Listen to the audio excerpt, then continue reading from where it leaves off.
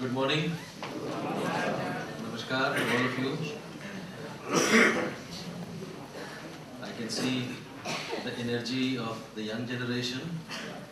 I wish I could go back and start my life all over because this is the most fun time. This is the most where your learning curve is going like this, and there's so many more opportunities today. You know, the world is in your finger. You know, just type something in Google, and you will come to know what is happening in the scientific world. In our times, it was not like this. So you are at a very advantageous position. So, first of all, I'd like to thank the organizers who thought worthy that I could come and discuss few things about my work, which is going on in my lab, and it is the result of hard, dedicated students. We do research. Research is something, you know, it's your contribution to any field, okay, and you have to, it's like एक दीवार है उसके ऊपर you have to put your brick, okay, so that people know you, what is your contribution, okay, and ultimate aim क्या है हमारा, to give some societal value. It could be disease problem solving, which is our institute. I'm from National Institute of Immunology, okay, in New Delhi. So we work on human diseases and trying to understand, like, what are, see, there are many diseases, okay, bacterial diseases, viral diseases, parasitic diseases, malaria hai, TB hai, bacterial disease, and there are viral diseases, okay. So our approach is to understand something that affects India more, okay, and India being a third world country, you know, why do we have so many infections, and why do we, because again, ये जो है, this is a sensitizing people towards good hygiene. If you have good hygiene, you will have less infections. So, Narendra Modi ji का स्वच्छ भारत जो है, if you have good sanitary conditions, you know, you will not come down with diseases. Okay.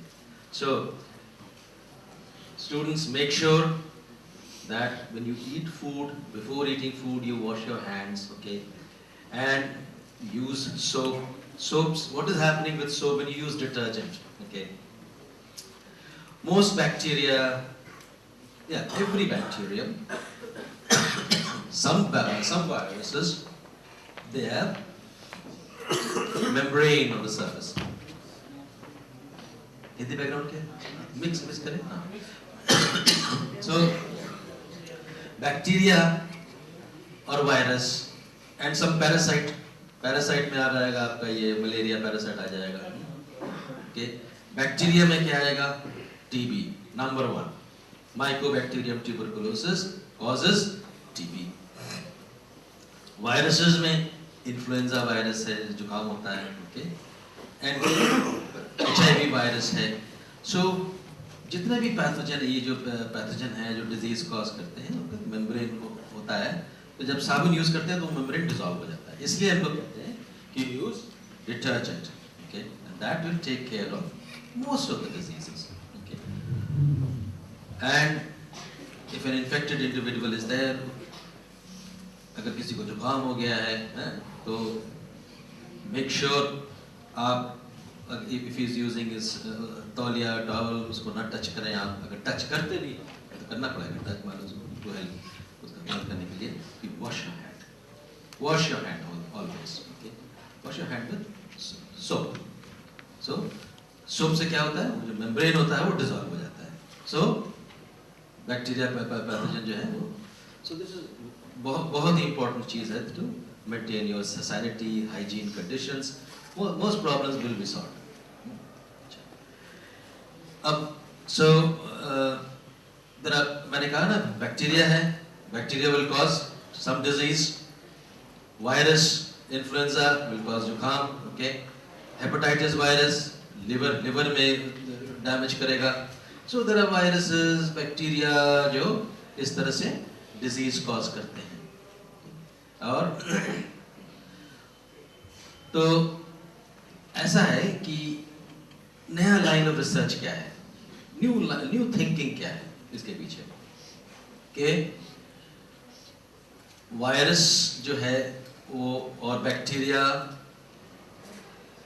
जो है वो want to harm us, वो अपने को एस्टैब्लिश करना चाहते हैं, ओके, सो दैट इनकी संख्या बढ़े हमारे शरीर के अंदर, ठीक है। ये पैथोजन चाहेगा क्योंकि वो चाहेगा उसकी संख्या बढ़े, हम चाहेंगे हमारी संख्या बढ़े, राइट। हम तो एक तरह से ये एक लड़ाई है। Bacteria, virus, they want to establish in our body, और हम क्या करते हैं, हम अपने जो हमारा जो डिफेंस सिस्टम है उसे लड़ता रहता है। लेकिन कुछ वायरसेस बहुत स्मार्ट होते हैं, जैसे HIV एड्स कॉज करता है, एक्वायर्ड इम्यूनोडेफिशिएंसी। हमारा इम्यून कॉम्पिटेंस कैसे आता है, हम कैसे, हमारी प्रतिरक्षा जो लड़ने की जो क्षमता है बैक्टीरिया, वायरस और इससे कैसे आती है, ये हमारा जो है इम्यून सिस्टम है। और इम्यून सिस्टम में दो सेल्स बड़े इंपॉर्टेंट होते हैं, टी सेल्स और भी कई सारे सेल्स हैं, लेकिन एक टी सेल होता है और एक बी सेल होता है।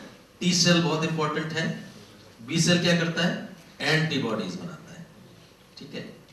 बी सेल्स एंटीबॉडीज बनाता है। अब जैसे मान लो कि इन्फ्लुएंजा वायरस का अटैक हुआ तुम्हारे ऊपर, तो हमारा शरीर जो है, हमारे जो शरीर में जो बी सेल्स हैं, बी लिम्फोसाइट्स, वो एंटीबॉडीज बनाएंगे इन्फ्लुएंजा के अगेंस्ट, और वो बड़ा स्पेसिफिक होता है। okay?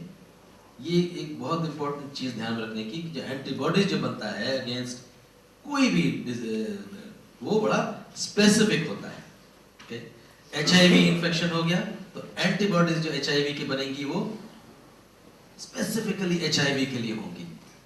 अगर ये नहीं होता तब डायग्नोस्टिक किट कैसे बनाओगे आप? ये एक पर्सन आ गया, he is infected with HIV, उसको आप हम क्या टेस्ट कर रहे हैं कि उसमें वो स्पेसिफिक एंटीबॉडी है कि नहीं, okay? और देयर आर टेस्ट। तो हर एक पैथोजन जो होता है एक एंटीबॉडीज दिया, तो वो एंटीबॉडी जो है कभी तो प्रोटेक्ट कर देता है, कभी जो है हमारे अंदर जो, जैसे HIV है, बहुत स्मार्ट वायरस है ये, okay? अभी तक इसकी वैक्सीन नहीं बनी। हम वायरस को ये भी नहीं समझते हैं कि वायरस की प्रोटेक्शन कैसे होती है, ये भी नहीं समझते हैं, okay? तो इसलिए नहीं समझ पा रहे हैं क्योंकि ये वायरस बहुत चेंज होता रहता है, बहुत चेंज होता है। अच्छा, फंडामेंटल डिफरेंस एक बैक्टीरिया और वायरस में क्या है, आपने पढ़ा होगा अपने क्लासेस में। तो बैक्टीरिया और वायरस में सबसे बड़ा डिफरेंस ये है कि बताओ, वंडरफुल। बैक्टीरिया जो होता है लिविंग थिंग होता है, जो वायरस होता है लिविंग थिंग और नॉन लिविंग दोनों का गुण रखते हैं। चलो, पार्शियली यू आंसर्ड, ठीक है, मैं बैठ जाऊं। तो देखो सबसे बड़ा डिफरेंस ये है कि मैं एक एग्जांपल देता हूँ। देखो आपके घर में आपके माता जी, I always give this example, wonderful microbiology का एक एक्सपेरिमेंट है। आपके माता जी या जो बड़े बड़े हैं घर पे दही जमाते होंगे, कभी देखा कैसे दही जमाते हैं? तो टिपिकल माइक्रोबायोलॉजी एक्सपेरिमेंट है ये, ओके।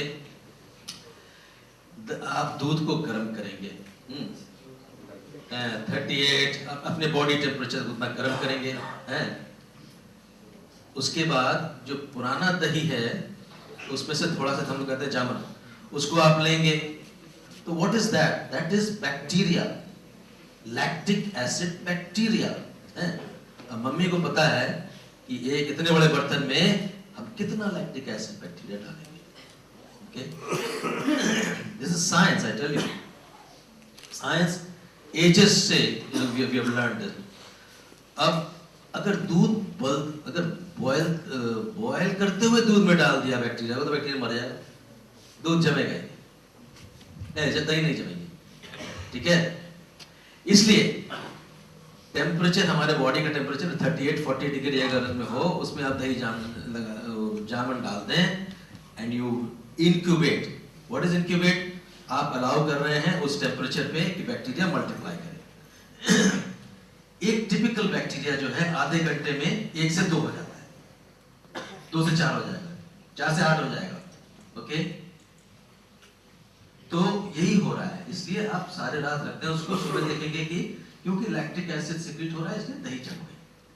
ठीक है, तो this is a very good bacterial experiment. अब आप नेक्स्ट कब जमाएंगे, उसमें से लेंगे आप थोड़ा सा, ले 1/100th लिया, बिगर वॉल्यूम में वो डाला. ओके, तो इसमें इंपॉर्टेंट चीज क्या है? टेम्परेचर. ऑल बैक्टीरिया जो हमारे शरीर में है जो है 37-38 डिग्रीज पे मल्टीप्लाई करते हैं. और इंपॉर्टेंट थिंग एक चीज क्या है, ये 1 से 2 बैक्टीरिया हो जा रहे हैं आधे घंटे में, इनफैक्ट मोर 20 मिनट्स में. सो एक नोबेल लॉरिएट था, उसने कहा कि हमारी जो लड़ाई है, हमारी जो लड़ाई है ये बैक्टीरिया और वायरसेस से हमेशा होती रहेगी. और बैक्टीरिया वायरसेस जो है ये लड़ाई जीतते रहेंगे हमसे. क्यों जीतते रहेंगे? क्योंकि ये 1 से 2 जल्दी हो जाते हैं, 2 से 4 जल्दी हो जाते हैं. Okay? Their replication rate is much faster. The humankind will forever keep fighting and they will be winning. जो चीज रेप्लिकेट होती है वो जल्दी से अडैप्ट भी हो जाएगी, जल्दी से चेंज हो जाएगी जो नए सिचुएशन है. Okay, so we will always be, mankind will always be fighting these bacteria and viruses and they will be winning the war. ठीक है, जोशुआ लेडरबर्ग. ओके, गूगल में जाओ आजकल सब फटाफट आ जाता है. So this is very famous quote. Okay, mankind will forever fight these bacteria and viruses and they will win the war because they replicate faster, they adapt faster. हमारा my lab works on HIV/AIDS, human immunodeficiency virus. अभी मैंने कहा कि bacteria और virus से जो लड़ने की जो हमारी जो क्षमता है वो कैसे आती है? बिकॉज हमारा इम्यून सिस्टम है. इम्यून सिस्टम के 2 इंपॉर्टेंट सेल्स हैं, टी सेल्स, ओके, और B cells. So B cells antibodies बनाती है. Okay, T cells cell immunity उसके लिए भी इंपॉर्टेंट है. सो अब देखो, अब ये HIV क्या करता है? Human immunodeficiency virus, RNA virus है. Before I go further, all RNA viruses, virus क्या होता है? एक प्रोटीन कोट होगा, लिपिड हो भी सकता है, नहीं भी हो सकता है, उसके अंदर एक न्यूक्लिक एसिड होता है. That nucleic acid can be RNA, can be DNA. तो HIV के केस में क्या है? आरएनए है. इन्फ्लुएंजा के केस में क्या होता है? आरएनए है. तो जो आरएनए कंटेनिंग वायरसेस होते हैं वो बहुत चेंज होते रहते हैं और उसके कई कारण हैं. इसीलिए आरएनए कंटेनिंग वायरसेस जो इतना चेंज हो रहा है उसका वैक्सीन बनाना बड़ा मुश्किल है. Something which is changing, because अभी एक महीने में ये है, नेक्स्ट महीने में बिल्कुल चेंज हो गया, तो वैक्सीन बनाना बड़ा मुश्किल हो जाता है. तो HIV also changes a lot, इसलिए उसका वैक्सीन बनाना मुश्किल है. और क्या प्रॉब्लम है? ये this virus causes immune deficiency. कैसे करता है? देखो, जो हमारे पिलर सेल्स हैं, हमने बताया ना, टी सेल्स, बी सेल्स और मैक्रोफाजेस जो होते हैं वो उन्हीं में मल्टीप्लाई करता है, उन्हीं को अटैक करता है HIV. तो जो हमारे जो लिम्फोसाइट होते हैं, एक होता है, उसका नाम होता है CD4 पॉजिटिव लिम्फोसाइट. उसमें ये वायरस एंटर करता है और रेप्लिकेट करता है. ठीक है. So all of us अगर एक काउंट लें, थोड़ा सा ब्लड निकाल के आस्क अ क्वेश्चन कि आप के अंदर कितने CD4 पॉजिटिव लिम्फोसाइट हैं इन पर्टिकुलर वॉल्यूम है. तो लेट अस से आपका नंबर आएगा 1000, सबका नंबर ऐसे ही आएगा 1000, 1500, इसके आसपास आएगा. अब HIV-1 इन्फेक्टेड इंडिविजुअल जब आप काउंट करोगे उसका नंबर क्या हो गया? 100 हो गया, 150 हो गया। सो जब CD4 पॉजिटिव लिम्फोसाइट और T लिम्फोसाइट जो है ये कम होता चला जाता है। HIV इन्फेक्शन 12-15 साल लगते हैं for the person to develop the disease. अब उस 12-15 साल में CD4 जो है लिम्फोसाइट वो कम होता चला जाता है। क्यों? क्योंकि वायरस मल्टीप्लाई कर रहा हूं मैं। okay? जहां ये 100 से नीचे गया हम बिल्कुल okay? तो आप लोगों ने वो सुना होगा आजकल क्या निकला है ना, ये पर्टिकुलर टाइप ऑफ दही, what do you call, anyway, ये जो है ये दही में आजकल हम बाहर से बैक्टीरिया ऐड करते हैं। तो this is the new trend, there are some very good bacteria, okay, and वो हमको they do lot of good to us, okay. So we add bacteria from outside. In fact आजकल बाजार में टैबलेट्स मिलती हैं, okay okay, that is full of bacteria, again lacto acid bacilli, जिस तरह होती है। Oh, the word is probiotic, मेरे दिमाग में नहीं आ रहा था, प्रोबायोटिक, ओके। अब मदर डेयरी में जाइए, आई थिंक मदर डेयरी और सम अदर दूध की दुकान में जाइए, you can tell that person मुझको ऑर्डिनरी दही नहीं चाहिए, मुझको प्रोबायोटिक चाहिए। So how is it probiotic different than normal dahi? Probiotic में additional bacteria have been added, okay, that provides lot of good, they do a lot of good things to us, okay. So the word is probiotic. तो मैं कह रहा था HIV जब होता है तो HIV के CD4 काउंट कम होता चला जाता है, ओके। 12 साल 15 साल के बाद पता चला 100 हो गया in a particular word, it's not important. हम हेल्दी हैं इसलिए क्योंकि हमारे नंबर जो हैं 1000 से ऊपर है। जहां ये 100 से नीचे हुआ, okay, all kinds of bacteria infection, parasitic infection, fungal infections जो है दे स्टार्ट, बिकॉज़ हम लड़ ही नहीं सकते उनसे। So these are called AIDS symptom, okay, and this is called AIDS. इसलिए एड्स होता है क्योंकि हमारे पास लड़ने की क्षमता ही नहीं, okay. So this is how this virus causes immune deficiency, immune system की कमी, ओके। अच्छा, अब थोड़ा सा अपने लिटिल टेक्निकल लैब में जाएं। एक कॉन्सेप्ट आजकल चला हुआ है, आजकल नहीं काफी दिनों से है, कि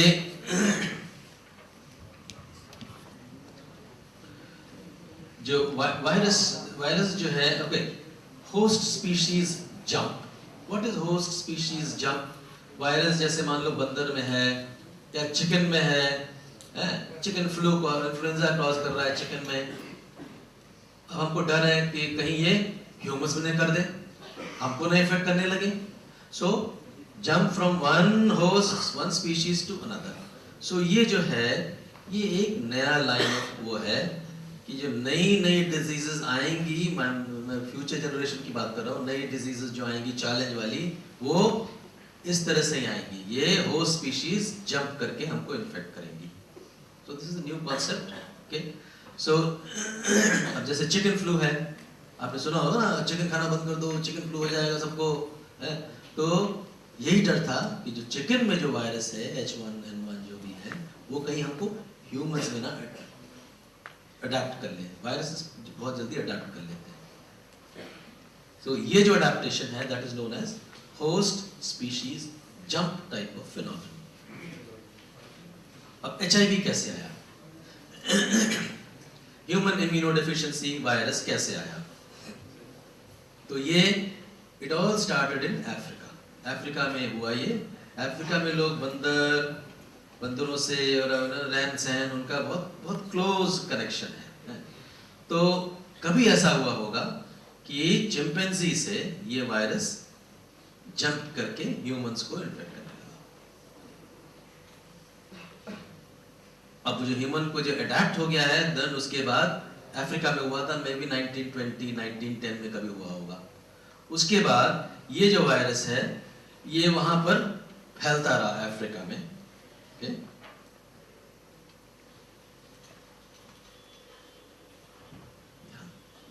ये जो है दिस इज अफ्रीका। तो यहाँ पर जो है ये वायरस जो है फैलता रहा, HIV। ये जो नीचे जो दिखा रहे हैं ना डार्क पोर्शन है, ये साउथ साउथ बिल्कुल सदर्न टिप ऑफ अफ्रीका, ये यहाँ पर बहुत ज्यादा HIV-1 इन्फेक्टेड केसेस हैं, 50% also। इंडिया में अबाउट 0.1%। आज अगर पूछो इंडिया में कितने हैं, about 2 million cases of HIV-1 infected individual हैं। सो सारी चीजें जो हैं यहाँ से शुरू हुई हैं और यहीं से सारे विश्व में ये फैला है HIV। अब HIV जो है ये हमने कहा ना बहुत चेंज होता रहता है। ओके, तो जो चीज चेंज होती रहती है, आपने पढ़ा होगा कि भाई ओ इस साल तो इन्फ्लुएंजा का ये स्ट्रक्चर H1N1 है, उससे पहले क्या था, मे बी H2N2 था। तो ये क्या है, ये जो है वायरस के ऊपर कुछ प्रोटीन्स होते हैं अलग अलग, तो इसको आइडेंटिफाई करते हैं, तो हर एक सीजन में ये अलग अलग होते हैं। ठीक है, तो HIV केस में भी HIV बहुत चेंज होता रहता है, मैंने कहा आपको। तो जो जब चीज बहुत ज्यादा चेंज हो रही है तो फिर उसका कैटलॉग करना पड़ता है उसको। ओके, नाम देना पड़ेगा आपको। ओके, तो हम लोग क्या नाम देते हैं, हम उसको कहते हैं जेनेटिक सबटाइप। ओके, ABCD इस तरह से जेनेटिक सबटाइप दे दिया जाता है। तो अब देखो भारत में क्या है, ये एक स्लाइड है जो आपको बताएगा कि ये जो हरा देख रहे हो ना, ये है सबटाइप C, हरा। और ये हरा जो है ये अफ्रीका है। भारत में भी 90% ग्रीन है जो सबटाइप C है। US और UK में, USA अमेरिका और UK में, इंग्लैंड में इट इज सबटाइप B। हमने बताया ना सारे कलर्स आपको यहाँ मिल जाएंगे क्योंकि यहीं से सारी शुरुआत हुई थी। अब ये भारत में ग्रीन क्यों गया, US और UK में ये सबटाइप B क्यों है, ये एक रिसर्च क्वेश्चन है, हमारे पास इसका जवाब नहीं, और हम लोग ट्राइंग टू अंडरस्टैंड क्यों ऐसा हुआ, क्या एडवांटेज थे, किस तरह की बात हुई। तो एक मैसेज मैं देना चाहता हूँ स्लाइड से कि हमारा जो वायरस है इंडिया में वो US और UK की तुलना में डिफरेंट है। ठीक, US और UK में सबटाइप B है, इंडिया में सबटाइप C है, और उसमें काफी डिफरेंस है इस वायरस में। हर एक वायरस के, इस वायरस में करीब करीब 10-12 जीन्स हैं। Every virus will have some genes. तो इस वायरस में how is this virus different than let's say subtype B? तो HIV जो इंडिया में कॉज कर रहा है सबटाइप C, उसका रिसर्च कौन करेगा, आप ही लोग करेंगे, इंडिया वाले करेंगे। ओके, USA वाले तो करेंगे नहीं क्योंकि उनके यहाँ सबटाइप B है। ओके, सो ये चैलेंज जो है ये हिंदुस्तान के लोगों को लेना पड़ेगा। Young generation has to come and try to understand how do you tackle HIV AIDS problem in India. Okay, there are many other problems with this virus, but ये वायरस क्यों इतना सक्सेसफुल हुआ, there are many theories that we are trying to understand. और मैंने कहा नया line of research क्या है,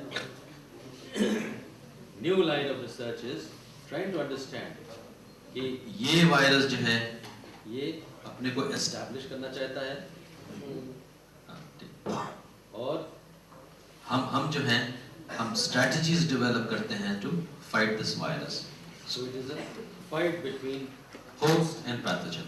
ओके, और किस तरह से ये एटलीस्ट HIV जो है, HIV once you are infected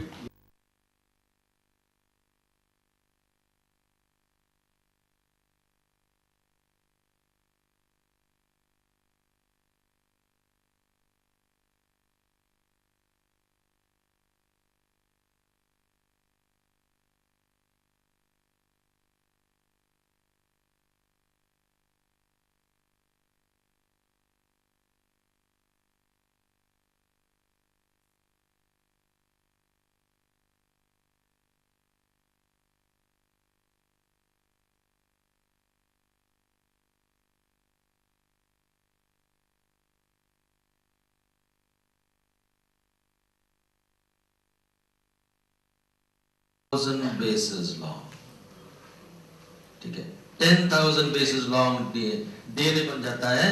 वो डीएनए जो है हमारे जीन के अंदर बैठ जाता है जाके, इंटीग्रेटेड। ओके, तो इसका एक नेचुरल लाइफ साइकिल है ये, कि वायरस का जो पूरा जीन है 10,000 bases long becomes a part of our genome। हमारे जीन, हमारे सेल में जो जो जो जो जो न्यूक्लियस होता है उसमें जो जीन, तो वहां जाके बैठ जाता है। ओके, अब देखो प्रॉब्लम देखो। सो और कभी कभी ये बिल्कुल चुपचाप बढ़ जाता है, इट डजंट, वायरस बनता ही नहीं है सेल में। सो यही प्रॉब्लम है कि ये वायरस चुपचाप हमारे सेल में बैठा हुआ है और डजंट एक्सप्रेस एनी प्रोटीन, कुछ भी नहीं बनाता वायरस। तो ऐसे सेल को आप कैसे टारगेट करोगे जो कुछ बिल्कुल नॉर्मल सेल की तरह है? तो कैसे उसको एलिमिनेट करोगे? So this is the problem. So इसीलिए कहते हैं वंस इन्फेक्टेड, वायरस आपका इंटीग्रेट हो गया, ये फॉरएवर इन्फेक्टेड, और बाद में कभी दो cells will begin to make virus. ठीक है, so once infected,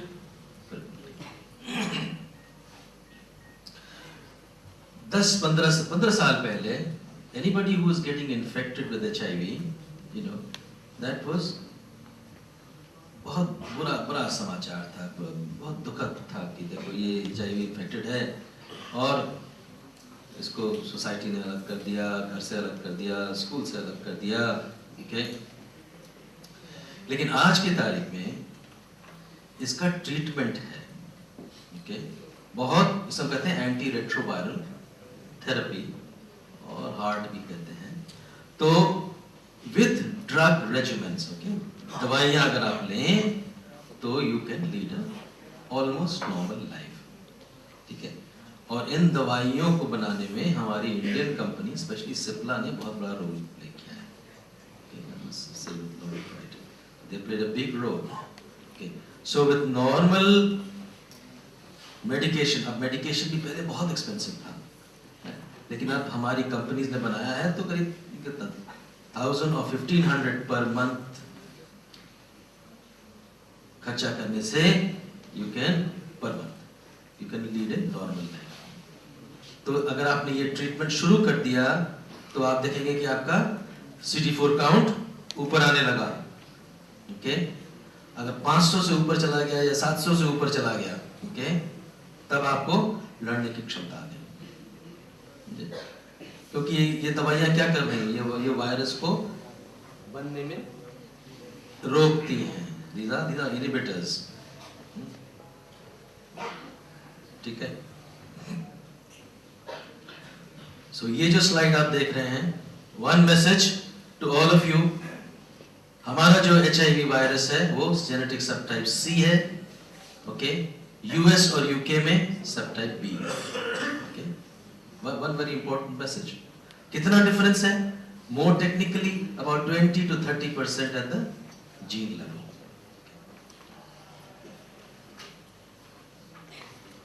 let's see,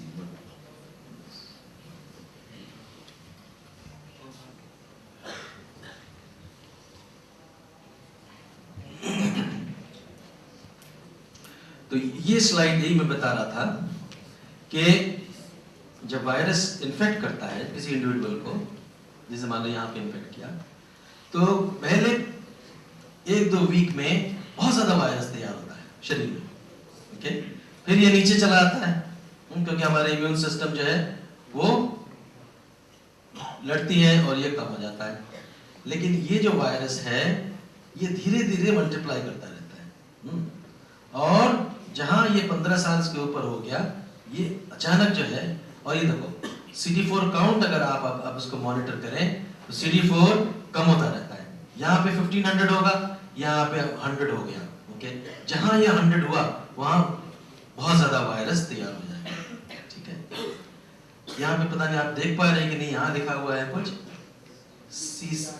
CCR5 है और यहाँ लिखा हुआ है CXCR4 है। अब मैं इस पे थोड़ा सा आपको बताता हूँ कि वायरस कैसे एंटर करता है। लेट्स सी,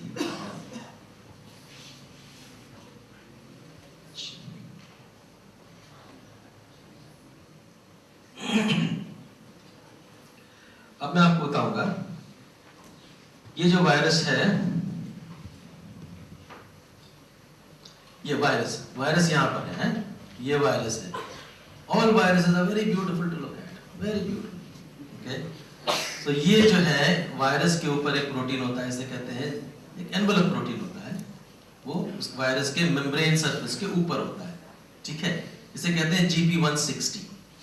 ओके, अच्छा, ये हमारा एक होस्ट सेल है, वायरस जिसमें अंदर घुसना चाहता है, ठीक है। तो इसमें जो वायरस का जो मेन रिसेप्टर होता है वो है CD4। ओके, CD4 एक प्रोटीन होती है, इसके ऊपर ये चाहिए वायरस को, और इसके साथ साथ एक और रिसेप्टर चाहिए, उसे हम कहते हैं आइदर CXCR4 और CCR5। ओके, 7 ट्रांसमेम्ब्रेन मेम्ब्रेन होता है। जब ये तीनों करीब आते हैं तब ये वायरस का जो मेम्ब्रेन है, ये जो मेम्ब्रेन है वायरस का ऊपर, ये फ्यूज हो जाता है हमारे मेम्ब्रेन से, सेल फ्यूजन। ओके, अब वायरस के अंदर क्या है? RNA है, right? This is RNA containing virus, 10,000 bases long. ये RNA जो है ये यहाँ पे साइटोप्लाज्म में रिलीज हो गया। अब ये सिंगल स्टैंडर्ड RNA है, ये सिंगल स्टैंडर्ड RNA यहाँ से डबल स्टैंडर्ड, पहले तो ये सिंगल स्टैंडर्ड DNA बनेगा, फिर रिवर्स ट्रांसक्रिप्टेज है एंजाइम, ओके, ये इसको DNA बना देगा, ठीक है। सो अब हमारे पास क्या हो गया? Double standard DNA। ये डबल स्टैंडर्ड DNA जो है हमारे ये हमारा न्यूक्लियस है, सेल में एक न्यूक्लियस होता है, साइटोप्लाज्म होता है, राइट? तो ये न्यूक्लियर कोर जो है ये यहां से एंटर करेगा DNA, और हमारा जो जीन है उसके अंदर ये रेड स्टफ जो है ये इंटीग्रेट कर जाएगा, ठीक है। और जब ये इंटीग्रेट कर गया उसके बाद ये जो है नॉर्मल लाइफ साइकिल में RNA बनेगा, प्रोटीन बनेगा, और ये वायरस बन जाएगा। सो this is the life cycle of this virus. अब देखो, ये वायरस जो है ये हमारा बहुत बड़ा शत्रु है, राइट? बिकॉज इट किल्स अस। लेकिन scientist have what they found, और दे थॉट कि देखो ये सच अ वंडरफुल एग्जांपल, ये हमारे शरीर का पार्ट बन जाता है। ओके, अब मैं बताऊं आपको, एक टेक्नोलॉजी है, HIV बेस्ड टेक्नोलॉजी और retrovirus based technology.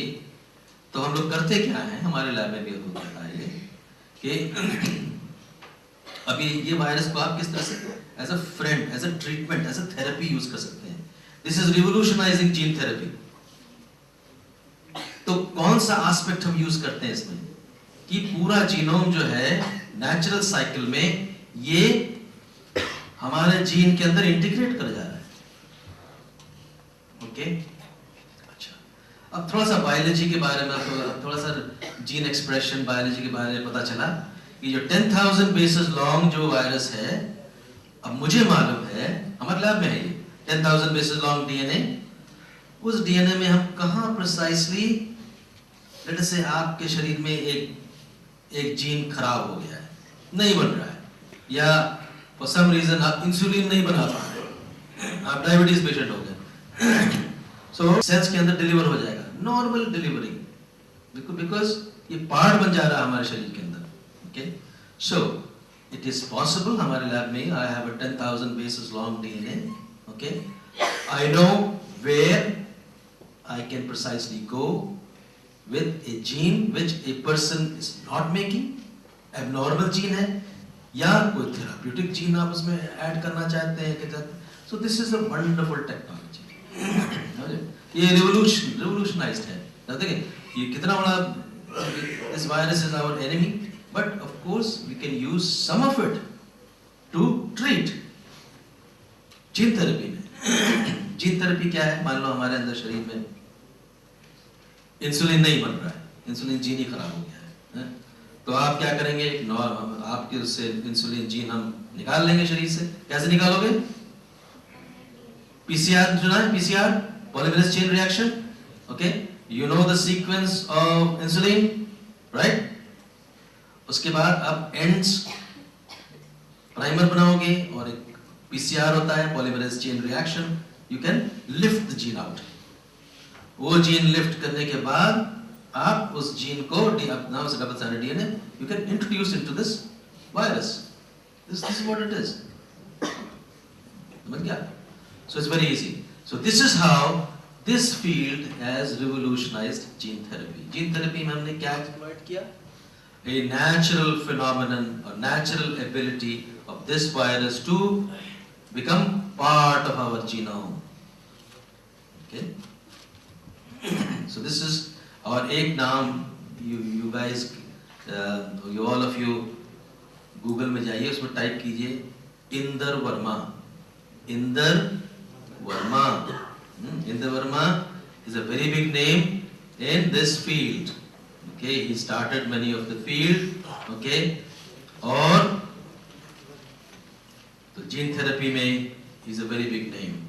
Okay, and he's a very celebrated scientist in US. India based, हर साल इंडिया आते हैं, he has special love for. He is president of National Academy of Sciences USA. President, बहुत सम्मान की बात है. Okay, and he has spent lifetime working on this virus. So virus gene therapy. अब मैं एक चीज आपको, अभी मैंने बताया ना कि ये वायरस जो है ये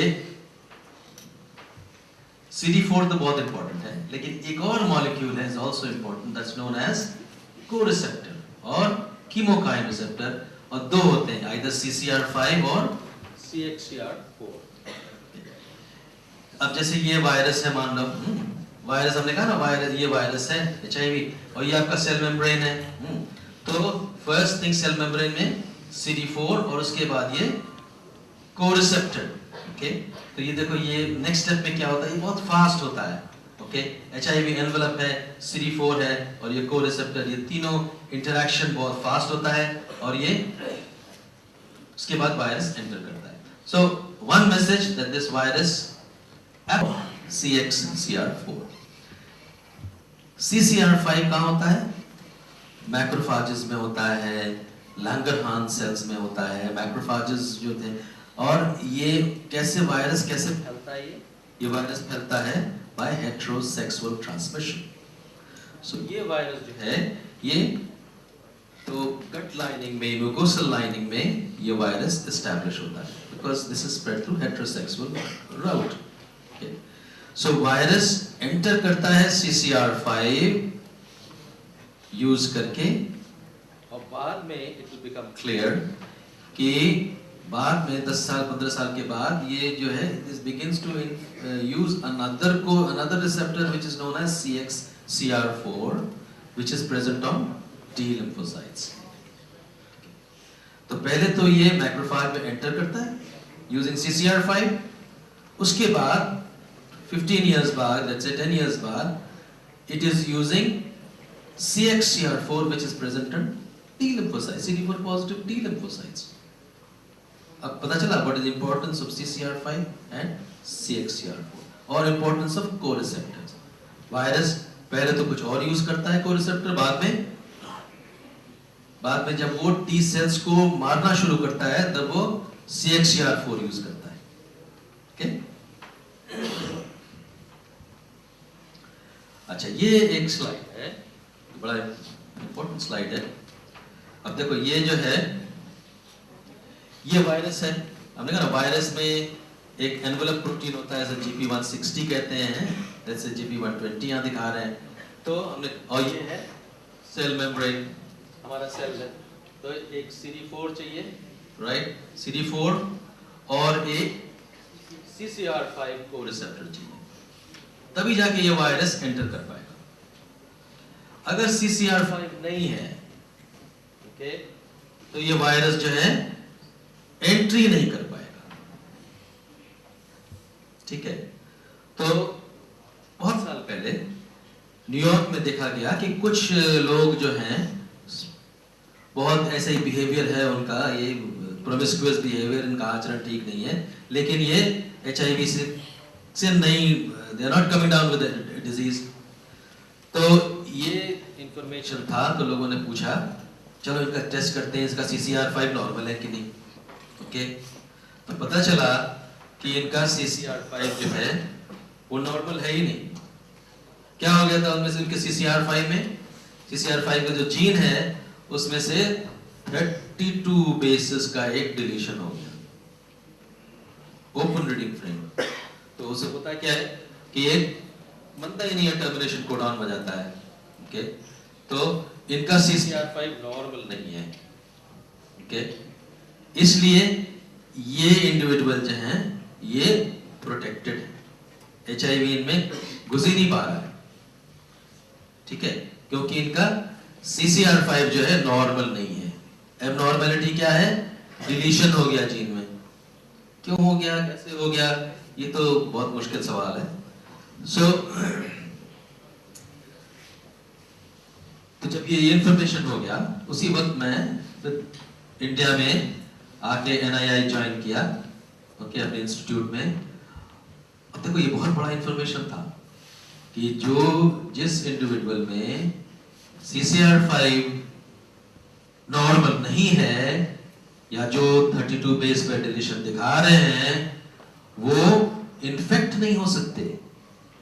ये कितना बड़ा इंफॉर्मेशन है ये, विद